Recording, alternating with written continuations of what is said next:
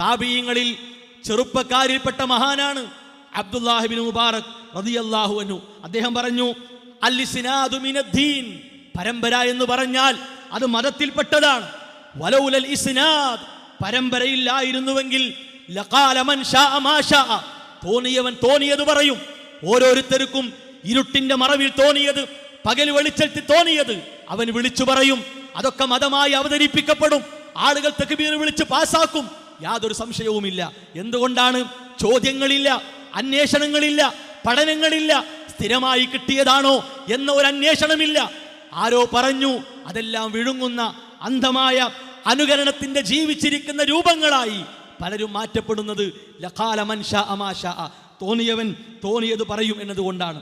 അദ്ദേഹം തന്നെ പറഞ്ഞ മറ്റൊരു വാക്ക് നോക്കൂ നിങ്ങൾ, മസലുല്ലദീ യത്ലുബു അംറദീനി ബിലാ ഇസ്നാദ്, സനദില്ലാതെ ദീനിന്റെ കാര്യങ്ങൾ അന്വേഷിക്കുക. ആര് പറഞ്ഞാലും കുഴപ്പമില്ല, തലയെക്കെട്ടുണ്ടാകട്ടെ, വെള്ളക്കുപ്പായായിക്കോട്ടെ, ആരാകട്ടെ, മതനിഷേധിയാകട്ടെ, ആരാകട്ടെ, കമസലില്ലദീ യർതഖി സത്ഹ ബിലാ സുല്ലം, കോണിയില്ലാതെ മേൽക്കൂര കയറാൻ നോക്കുന്നവനെ പോലെയാണ് എന്ന് മഹാരഥന്മാരായ പണ്ഡിതന്മാർ അക്കാലഘട്ടത്തിൽ പഠിപ്പിച്ചിട്ടുണ്ട്. അതുകൊണ്ടാണ് സഹോദരങ്ങളെ, ഈ പ്രശ്നം തലപൊക്കിയ ഉടനെ സനദുമായി ബന്ധപ്പെട്ട ചോദ്യങ്ങൾ നമ്മൾ മുന്നോട്ട് വെച്ചത്.